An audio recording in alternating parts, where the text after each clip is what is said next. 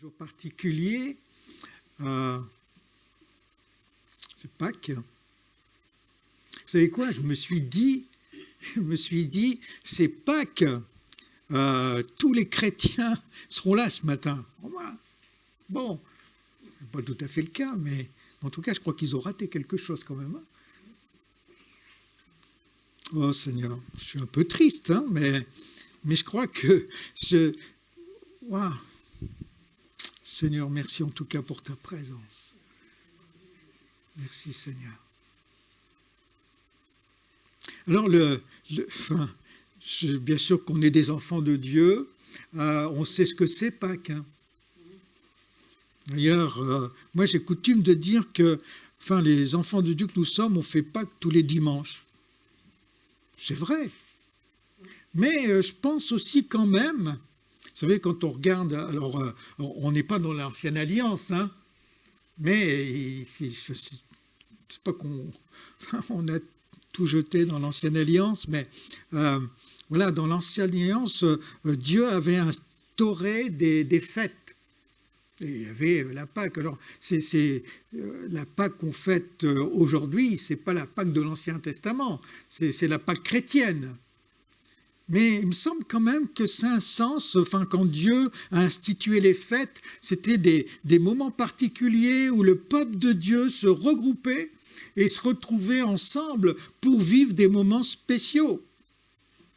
Et même si, effectivement, je le crois vraiment, je le dis, mais parce que je le crois, que les enfants de Dieu que nous sommes, oui, on fête la Pâque tous les dimanches quand on prend la Sainte Seine, mais quand même, ce jour particulier, oui, c'est vrai, dans le monde, on va chercher des œufs en chocolat ou les lapins ou que sais-je. Je ne dis pas que c'est mauvais, c'est bien, moi j'aime bien le chocolat.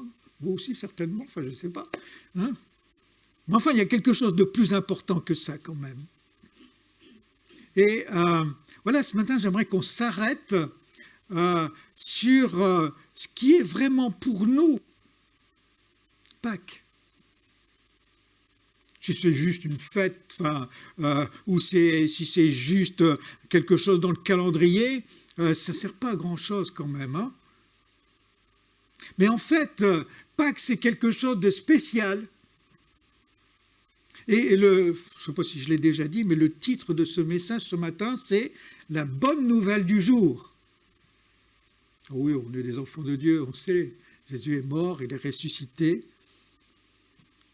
Ouais. Laissez-moi vous lire un texte, on va en lire plusieurs ce matin. Un texte qu'on trouve dans 1 Corinthiens au chapitre 15, et on va lire du verset 1er au verset 4 dans un premier temps. Voilà ce que dit Paul aux Corinthiens. Il dit « Mes frères, mes sœurs », ce n'est pas écrit, mais je pense que c'est ce qu'il voulait dire. Laissez-moi vous rappeler la bonne nouvelle que je vous ai annoncée, que vous avez acceptée, et à laquelle vous demeurez fidèlement attachés. Ça va jusque-là? Ça nous concerne? Est-ce que cette bonne nouvelle, ça fait partie vraiment de notre vie. On y demeure fidèlement attaché. C'est la bonne nouvelle. C'est quoi la bonne nouvelle? Et Paul dit, mais c'est sur elle que votre foi repose. Ça servira à quoi d'être chrétien ou de se dire chrétien si notre vie elle n'est pas basée sur cette bonne nouvelle? Eh bien, Paul va dire ceci, d'ailleurs, elle sera aussi l'instrument de votre salut. Si vous retenez intégralement le message tel que je vous l'ai annoncé, autrement, vous auriez cru en vain. Si vous ne retenez pas ce message, si vous ne retenez pas ce que je vous dis là, ça ne sert à rien de croire, ça ne sert à rien d'être chrétien. Alors, rappelez-vous donc que je vous ai transmis avant tout comme enseignement fondamental ce que j'avais reçu moi-même, c'est que le Christ est mort pour nos péchés. Conformément aux prophéties des Écritures, il a été mis au tombeau et il est ressuscité le 3e jour, comme l'avaient prédit les Écritures. Amen. Pâques, la bonne nouvelle. Frères et sœurs, c'est quoi la bonne nouvelle? Enfin, ce que dit Paul ici, enfin, le fondement, l'essentiel. Ah oui, je sais, vous allez me dire, Jean-Bernard, on le sait ça, oui, on le sait, bien sûr. C'est pas le tout de le savoir, hein. Est-ce que c'est le fondement de notre vie, frères et sœurs? Et alors, oui, Christ est mort pour nos péchés. Je vais vous raconter une petite histoire qui peut-être est tristement d'actualité, même si l'origine de cette histoire que je vais vous raconter là, elle n'a rien à voir avec l'Ukraine. Hein. Mais d'ailleurs, peut-être que ce que je vais vous raconter là, ça s'est passé quelque part en Ukraine. En tout cas, voilà cette histoire. C'est au cours d'une guerre cruelle et sanglante. Un commandant fit en présence de ses hommes le vœu de massacrer la population entière d'une certaine ville. On pourrait croire que c'est ce qu'il est en train de décrire l'Ukraine. Hein. Et bientôt, donc, ces soldats bruts, assoiffés de sang, furent lâchés sur la population sans défense. Et parmi cette population, il s'est trouvé un homme qui est en train d'épier ce groupe de soldats. Et alors qu'ils pénétraient dans une maison, ils passèrent tous les habitants au fil de l'épée. Et en sortant, l'un d'eux trempa un chiffon dans une flaque de sang. Il en éclaboussa la porte, en témoignage, et comme ça, quiconque le suivrait, de ce qui s'était passé à l'intérieur. D'ailleurs, le sang qui avait été éclaboussé sur la porte, ça signifiait que voilà, tout le travail avait été fait. Hein. Et cet homme qui épiait donc ce groupe de soldats, il a couru vers une grande maison, c'était sa maison avec sa famille. Et puis, il y avait aussi ses amis qui étaient en train de se cacher là. Et puis, sans reprendre haleine, il leur raconte ce qu'il vient de voir. Et comme dans un éclair, il leur apparut ce qu'il fallait faire. Il y avait un bouc dans la cour, ils ont tué le bouc, et puis ils ont pris le sang du bouc, et puis ils ont éclaboussé leur porte. Et à peine ils avaient refermé cette porte, que les soldats, ce groupe de soldats qui est en train de faire son œuvre destructrice, est arrivé. Et puis, mais quand ils ont vu toute cette porte qui était tachée de sang, ils se sont dit, il y a déjà il y a déjà un groupe qui est passé avant, quoi. Donc c'est tout, c'est pas la peine d'y aller. Et du coup, ils sont passés outre, et toutes les personnes qui étaient dans cette maison, ils n'ont pas été trucidés, quoi. Alors, cette histoire, elle nous montre, c'est une histoire qui malheureusement se passe dans certains moments, mais voilà, cette histoire nous montre, et peut-être qu'on peut prendre conscience au travers de cette histoire, ce qui est en train de se passer pour nous pécheurs, et ce que Jésus a fait pour nous en fait. Christ, notre Pâques, a été sacrifié pour nous. Hein, c'est comme ce bouc qui a été sacrifié et dont le sang a servi à faire en sorte que ces personnes ne soient pas tuées. Frères et sœurs, vous savez, je sais que vous le savez, hein, c'est que, que nous sommes tous pécheurs, hein, bien sûr, on est tous pécheurs, et que notre péché nous condamne à mort. Et que le sang de Jésus,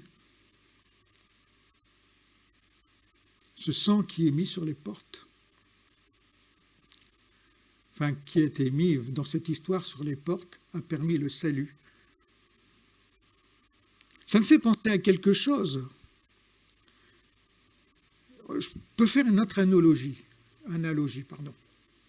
J'ai pensé que, je me suis dit, mais Jean-Bernard, tu es comme tout le monde, tu es un pécheur.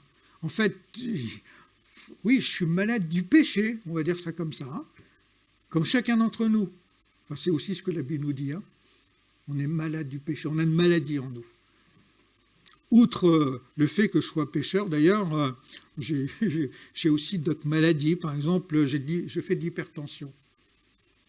Et parce que je fais de l'hypertension, eh bien, je prends un traitement, je prends des médicaments. Et parce que je prends des médicaments, vous savez ce qui se passe? Eh bien, ma tension, elle est bonne. J'ai fait une expérience pendant un temps, parce que je dis, oh, moi j'en ai marre de prendre des médicaments. Hein. J'ai arrêté de les prendre. Vous savez ce qui s'est passé? Ma tension, elle a... Frères et sœurs, nous sommes malades du péché. Et j'ai besoin d'un traitement.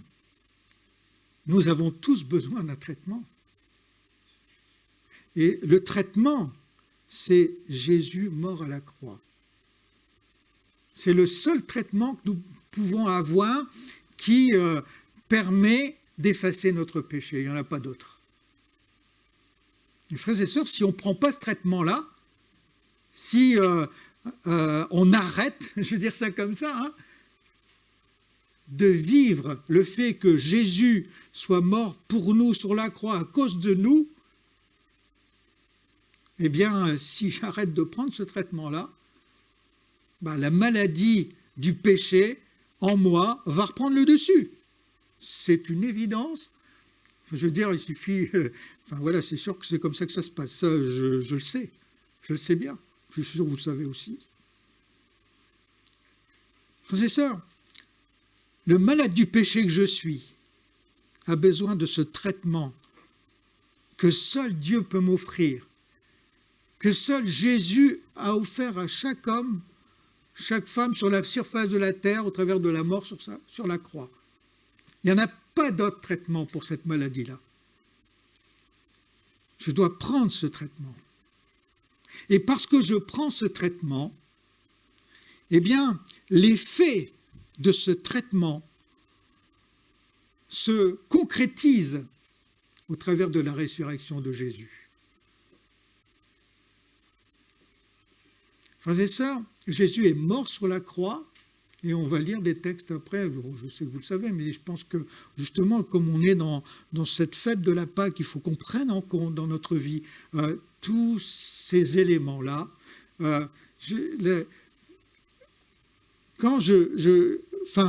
Si Jésus est mort sur la croix, et ça, c'est comme je le disais, le médicament dont j'ai besoin, dont tu as besoin, mais si Jésus était resté mort dans son tombeau, eh bien ce traitement n'aurait aucun effet aujourd'hui pour nos vies.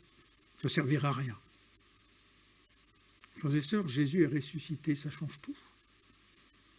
Et justement, moi ce que je veux vous dire ce matin, je sais que souvent on met l'accent sur la mort de Jésus qui est c'est fondamental. S'il n'y avait pas eu la mort de Jésus, on ne serait rien aujourd'hui, hein, bien sûr. Mais Monique a mis l'accent, elle nous l'a dit, sur la résurrection.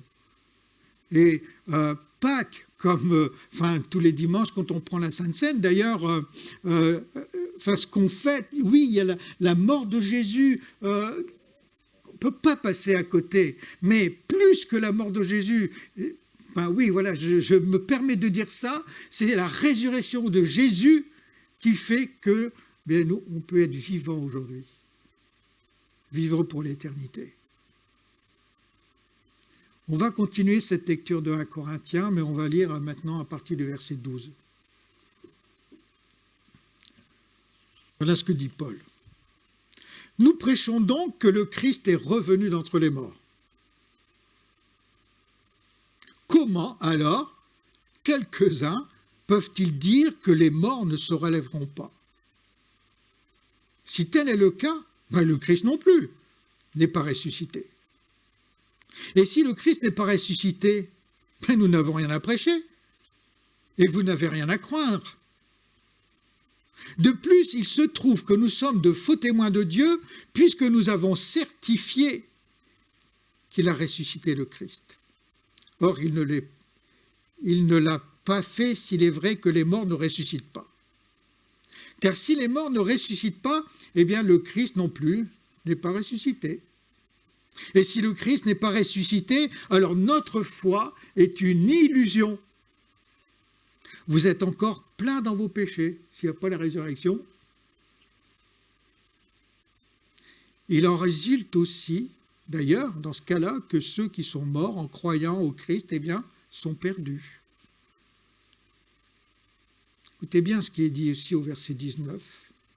Si nous avons mis notre espérance dans le Christ uniquement pour cette vie terrestre, alors nous sommes les plus à plaindre de tous les hommes. Mais en réalité, le Christ est revenu d'entre les morts en donnant ainsi la garantie que ceux qui sont morts ressusciteront également. Car de même que la mort est venue par un homme, de même la résurrection des morts vient par un homme. Tous les hommes meurent parce qu'ils sont liés à Adam, et de même, tous recevront la vie parce qu'ils sont liés au Christ. Amen. Il y a plein de choses dans ce texte extraordinaires. Déjà, si je vous pose la question ce matin, est-ce que vous croyez que Jésus est ressuscité? Je pense que vous allez tous me dire oui. Mais sinon, je ne sais pas. Enfin, certainement, vous ne seriez pas là. Ouais.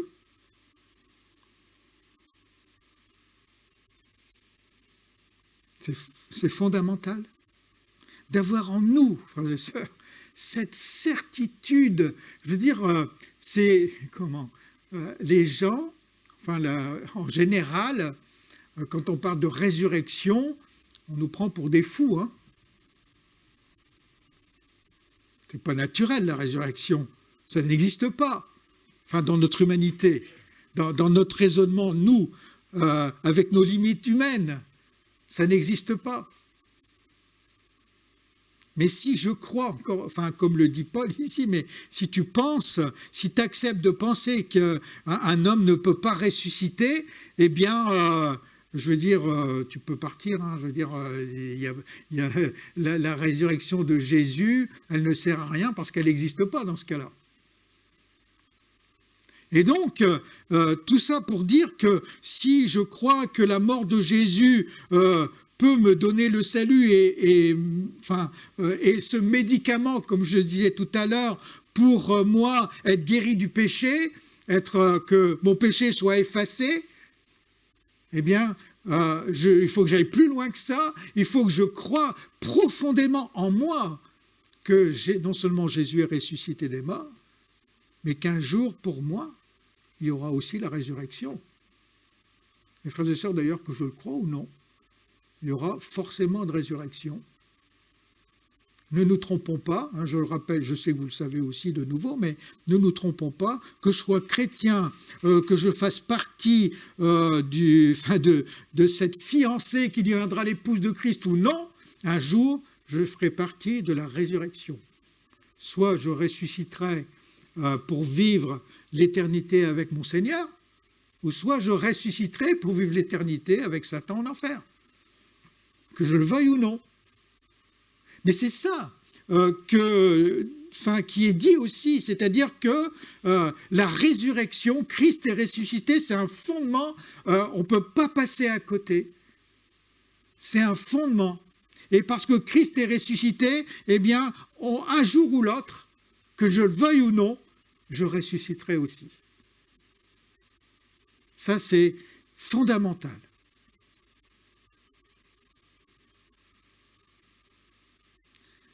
Dans Hébreux, au chapitre 7, avant d'aller un peu plus loin, c'est beau ce qui est écrit ici. Je vais vous lire les versets 23-25. Regardez ce qui est dit. Les prêtres de la première alliance sont très nombreux. Ils doivent se succéder constamment les uns les autres parce qu'ils meurent. Ils ne peuvent donc pas assurer leur fonction en permanence. Mais Jésus est éternel. Il possède un sacerdoce perpétuel qui ne peut être transmis à personne d'autre. C'est son sacerdoce. Alors, écoutez bien. Enfin, moi, voilà pourquoi il est toujours en mesure de sauver parfaitement et à jamais ceux qui s'approchent de Dieu par son intermédiaire. Parce qu'il vit éternellement, il peut toujours intervenir en leur faveur auprès de Dieu. Jésus est mort sur la croix, il est ressuscité.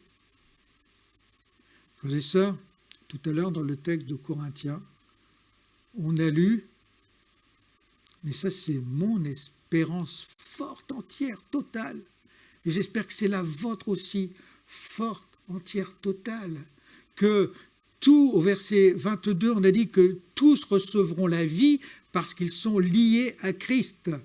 Il nous parle ici de cette vie éternelle qu'on aura quand on rencontrera le Seigneur et qu'on vivra avec lui dans sa présence pour l'éternité. Parce que je suis lié à Christ.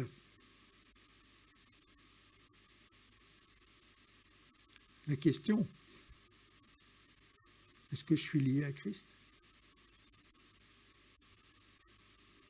Je sais, comme on vient de le lire dans Hébreux, que Jésus, moi qui suis lié à Christ, Jésus est celui, parce qu'il vit éternellement, parce qu'il est ressuscité, eh bien, il est celui qui interviendra toujours en ma faveur auprès de Dieu. Ça veut dire une chose, déjà, c'est que j'ai besoin que quelqu'un intercède en ma faveur, encore et encore. Depuis que je suis né jusqu'à aujourd'hui, et puis depuis aujourd'hui jusqu'au moment où ma vie sera enlevée, eh bien, j'aurai besoin de quelqu'un qui intercède en ma faveur. Jésus.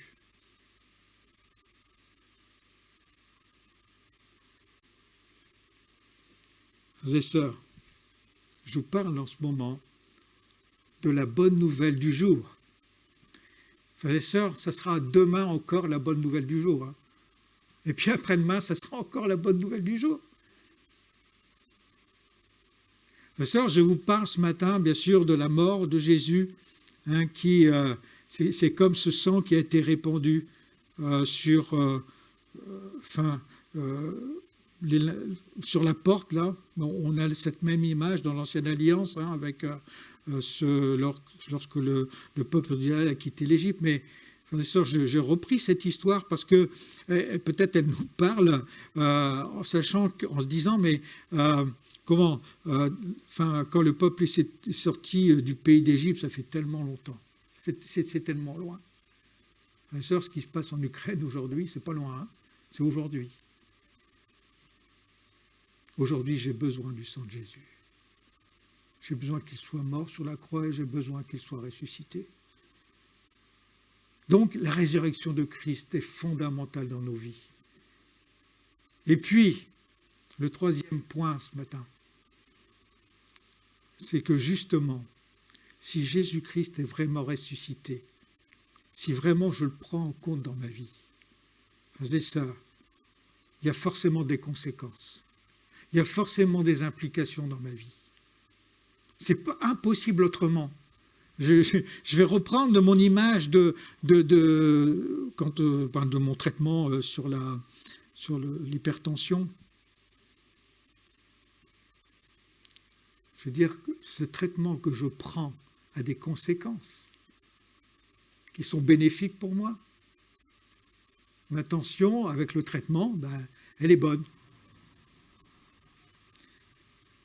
Frères et sœurs, cette image, cette petite comparaison, elle est tellement petite, hein, mais ce que je veux vous dire, c'est ne pensez en aucun cas que si Jésus est vraiment mort, vous avez vraiment pris en compte dans votre vie la mort de Jésus et que vous êtes tellement conscient non seulement de la mort de Jésus, mais de sa résurrection et tous les bénéfices que cela a dans votre vie et que cela n'a aucune conséquence dans votre vie, vous viviez comme si vous êtes dans le monde, il y a une impossibilité. L'enfant de Dieu que je suis ne peut pas avoir la couleur du monde. Parce que la résurrection de Jésus, l'implication de la résurrection de Jésus dans ma vie, eh bien, change les choses. Ce n'est pas possible autrement. Je ne me comporte pas comme si Jésus n'était pas mort et ressuscité pour moi, non. Je vis d'une certaine façon, même si je suis en chemin et je suis en train de grandir et que j'ai besoin de grandir encore et encore, mais je vis la mort et la résurrection de Jésus, la Pâque, frères et sœurs, a des conséquences dans ma vie. Il y a des choses qui changent en moi. Mais c'est une grâce, un cadeau merveilleux, ça. Laissez-moi vous lire un texte encore, dans Éphésiens, au chapitre 2. Ah, le livre des Éphésiens. Je l'aime, ce livre. Mais j'aime tous les autres aussi. Hein. Mais il est particulier dans un certain sens. Voilà ce que dit. Voilà ce qui est dit. Il commence bien le chapitre 2. Il commence par un mot. Autrefois. C'était autrefois. Ça veut dire qu'aujourd'hui, c'est différent. Autrefois. Autrefois, vous étiez morts à cause de vos fautes et à cause de vos péchés. Autrefois, vous viviez dans le péché en suivant les forces de ce monde. Ça veut dire que ce n'est plus aujourd'hui, c'était autrefois. Les conséquences de la résurrection, de la mort et de la résurrection de Jésus font, pour l'enfant de Dieu que je suis plus celui qui vit dans le péché en suivant les forces de ce monde. Autrefois, vous obéissiez au chef des puissances mauvaises qui règne entre le ciel et la terre. Ce chef, c'est l'esprit du mal qui agit maintenant chez tous ceux qui désobéissent à Dieu. C'était autrefois. Parce que j'ai pris le médicament de la mort de Jésus.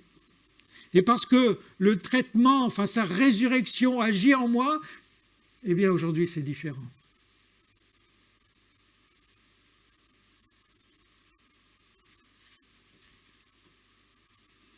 Autrefois, nous aussi, au verset 3, nous faisions tous partie de ces gens-là. Quand nous vivions selon nos désirs mauvais,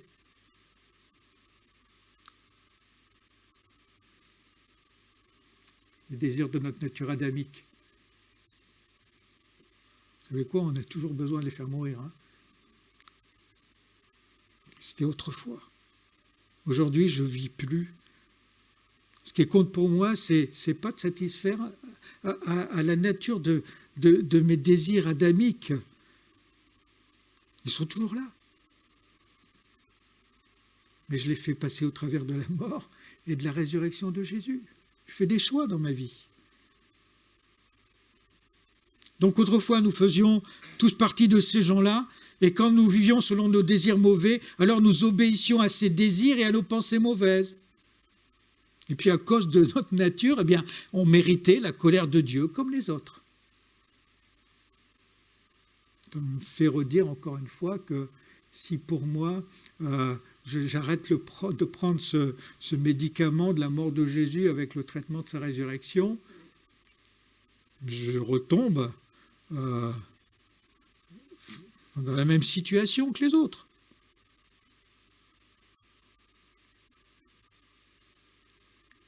Voilà, au verset 4, voilà ce que l'apôtre Paul dit ici. Mais Dieu, mon Seigneur,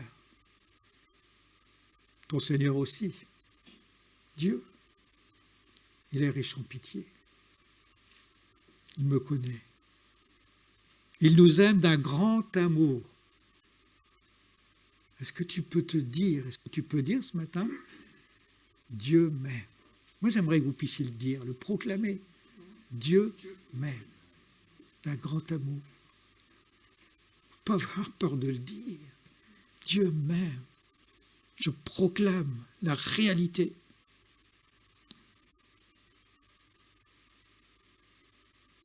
C'est pourquoi, à nous qui étions morts à cause de nos fautes, eh bien, il nous a donné la vie avec le Christ. Christ vit en moi, frères et sœurs, comme Christ vit en toi, qui est un enfant de Dieu. C'est pour ça qu'on ne vit plus comme avant.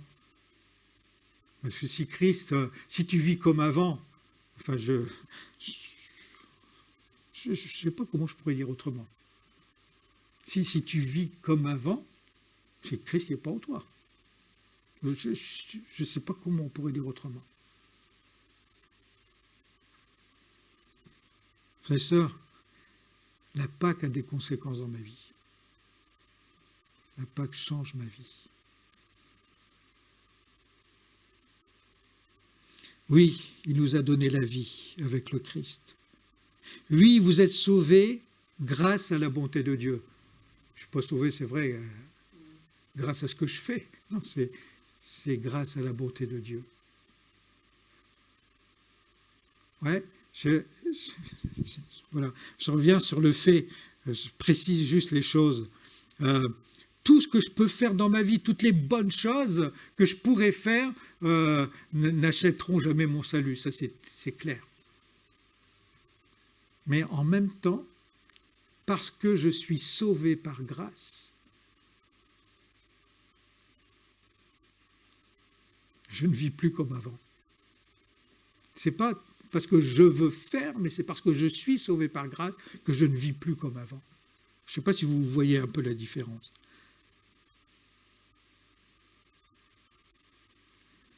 Écoutez,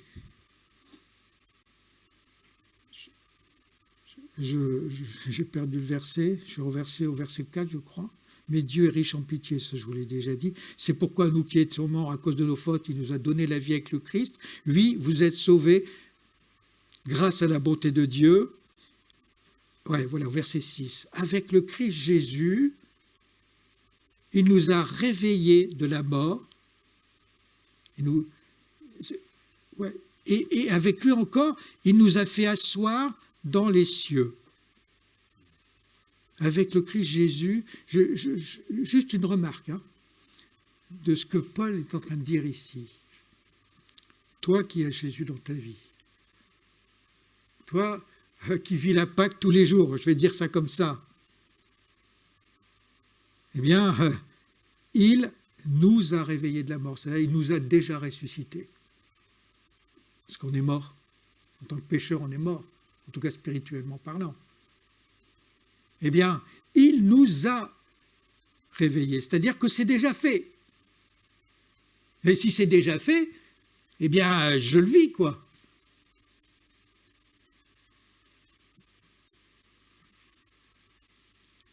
Écoutez bien, parce que ça, c'est... Je vais lire la suite du verset, mais c'est une bombe. Et avec lui encore, il nous a fait asseoir dans les cieux. Il n'est pas dit ici, moi quand je réalise ça, je me dis, oh, Seigneur, quand même. C'est pour ça que je vous dis, pour moi, c'est une bombe. C'est-à-dire qu'il n'est pas dit ici qu'un jour, plus tard, il nous fait asseoir dans les cieux. Ce n'est pas ça qui est écrit. C'est écrit, il nous a fait asseoir dans les cieux. C'est un fait. Ça existe aujourd'hui. Moi qui vis la Pâque, pour qui la Pâque est ma vie de tous les jours, eh bien, je suis celui qui est assis avec Christ déjà maintenant dans les cieux. Je ne sais pas si j'aimerais que vous puissiez vous arrêter un petit instant et réaliser le cadeau incroyable que Dieu nous fait. Comment avec ce cadeau-là, je pourrais vivre comme autrefois? Oh non, Seigneur, je ne peux pas. Je ne peux pas, Seigneur. Ainsi, en montrant sa bonté pour nous dans le Christ, Dieu a voulu prouver pour toujours la richesse extraordinaire de ses bienfaits. En effet, vous êtes sauvés grâce à la bonté de Dieu et parce que vous croyez. Cela ne vient pas de vous, c'est Dieu qui vous donne le salut. Ce salut ne vient pas de nos actions à vous, donc personne ne peut se vanter. C'est Dieu qui nous a fait et nous a créés dans le Christ Jésus pour que nous menions une vie riche en actions bonnes. Et en ces actions, Dieu les a préparées pour que nous les fassions. Ça revient à ce que je dis depuis tout à l'heure. L'enfant de Dieu que je suis, que tu es, qui vit la Pâque chaque jour, vit les actions bonnes, les actions qui sont bonnes aux yeux de Dieu, pas forcément les actions qui pourraient être bonnes à ma nature adamique. Non, c'est les actions qui sont bonnes aux yeux de Dieu parce que ce sont les actions que Dieu a préparées d'avance pour chacun de nous. Oh, frères et sœurs, on peut tellement lui faire confiance. Il me suffit de réaliser pleinement mon état de pécheur, de réaliser pleinement et d'accepter que Jésus soit mort sur la croix pour moi et d'accepter qu'il est vraiment réellement celui qui est ressuscité, c'est-à-dire que je réalisais que je suis le malade du péché, que j'ai besoin de ce traitement, de prendre ce médicament et puis de considérer cet effet de ce traitement dans ma vie. Ce traitement qui ne dépend pas de ce que moi je suis, mais qui peut s'accomplir. Vous savez, si je reviens sur mon histoire de traitement pour l'hypertension, le médicament que je prends, moi j'y suis pour rien. Enfin, je le prends et il fait son œuvre, quoi. Je ne peux pas intervenir. C'est pas ma volonté qui fait quelque chose dans l'histoire. Quand je donne ma vie à Christ, quand je vis Pâques chaque jour, je ne suis pas tout seul. C'est Dieu qui conduit ma vie. Oui, bien sûr, j'ai des décisions à prendre dans ce cas-là. J'ai des choix à faire, c'est vrai. Parce que vivre ce que Dieu prévoit pour ma vie, oui, je dois faire ce choix-là.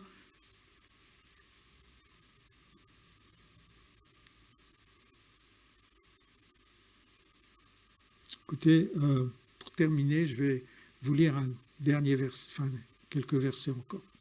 Mais dans Romains au chapitre 6. Versets 3 à 4. Auriez-vous oublié que tous les baptisés, donc nous, ont fait acte de mort au péché? Ça va? Personne n'a oublié? Quelquefois, on a peut-être tendance à oublier un petit peu. Ou bien, ne savez-vous pas que nous tous qui avons été immergés en Jésus-Christ, eh bien, nous avons été plongés en sa mort. C'est ce qui s'est passé quand je suis passé par les eaux du baptême. Parce que par le baptême, nous avons donc été ensevelis avec lui afin de partager sa mort. Tout ce que nous étions autrefois est à présent mort et enterré. Et pourquoi cela ? Vous savez que le Christ a été ressuscité d'entre les morts, par la puissance glorieuse du Père.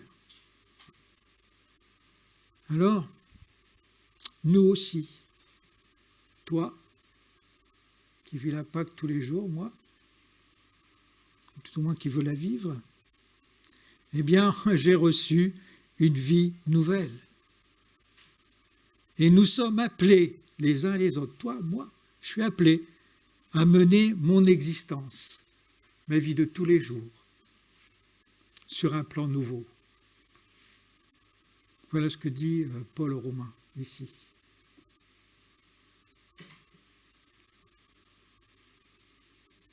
Pâques. Oh Seigneur, merci pour la Pâque. Merci pour ta mort, Seigneur. Et merci parce que tu n'es pas resté mort, parce que tu vis aujourd'hui.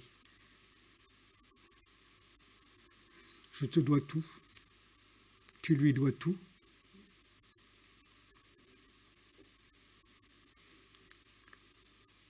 Est-ce que tu veux vivre la Pâque chaque jour? C'est peut-être la question. Cette bonne nouvelle du jour qui sera encore une fois, comme je l'ai dit tout à l'heure, la bonne nouvelle de demain et d'après-demain. En tout cas pour tous ceux qui sont enfants de Dieu, dans leur cœur, dans leur vie.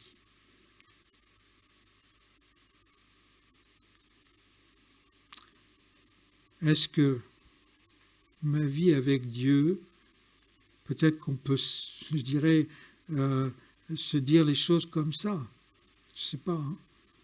Mais est-ce que Dieu est réellement, mais vraiment, la priorité de ma vie?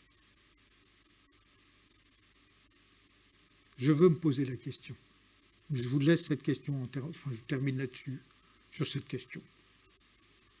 Est-ce que Pâques a une réalité concrète dans ta vie? Quand je dis dans ta vie, dans la mienne, hein. Je suis un homme comme vous. Je suis un pécheur comme vous. Voilà, je vais prier. Seigneur, je sais pas comment, je sais pas comment te dire merci en tout cas. Mais j'ai tellement conscience, Seigneur, que mes mots sont si limités, Seigneur. Et puis en même temps, Seigneur, je suis tellement reconnaissant, c'est parce que ce qui me sauve dans ma prière, Seigneur, c'est que je sais que tu vois toi dans mon cœur, Seigneur. Tu sais. Alors même si mes mots je les sens tellement petits, je sais que tu connais l'expression qui est dans mon être intérieur, Seigneur. Et comme tu connais d'ailleurs, Seigneur, l'expression dans chacun de mes frères et sœurs qui sont là ce matin. Merci, Seigneur, pour la Pâque. Seigneur, merci aussi en même temps, Seigneur, de m'interpeller et de me faire comprendre. Seigneur, de toucher mon intelligence, j'en ai tellement besoin, Seigneur. Seigneur, me faire comprendre, Seigneur, que ce que tu as accompli, eh bien, c'est ce qui fait partie de ma vie chaque jour. Seigneur, je te prie, vraiment, Seigneur, pour que tu m'aides à saisir et à comprendre chaque jour. Seigneur, que la meilleure des choses que je puisse vivre, c'est que tu sois toi, Seigneur, toi vraiment, eh bien la priorité de ma vie. Seigneur, merci. Ton œuvre de toute façon, je ne peux pas payer, Seigneur, ce que tu as fait. Seigneur, mais en tout cas, ce matin, je vais associer mes frères et sœurs, même si je ne peux pas m'engager à leur place, Seigneur, mais Seigneur, ce don, ce salut gratuit, Seigneur, que tu offres à chacun. Seigneur, je le prends pleinement. Je m'en saisis, Seigneur.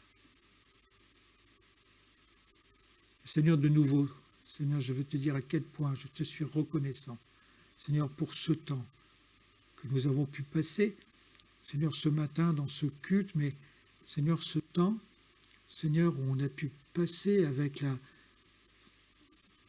Seigneur, ta présence palpable pour l'action, Seigneur, que tu as fait dans chacune de nos vies, parce que tu as mis ta main, Seigneur, dans chacune de nos vies. On est ce matin comme cette dame qui est venue un jour vers toi, Seigneur, et qui a touché le bord de ton vêtement.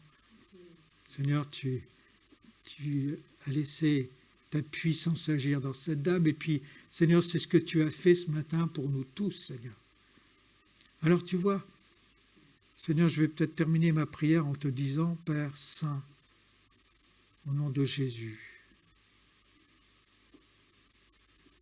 touche nos vies chaque jour. Seigneur, qu'on vive, Seigneur, que ma vie soit celle qui manifeste les œuvres bonnes que tu as préparées d'avance pour moi, et Seigneur, que ce soit la même chose pour chacun de mes frères et sœurs.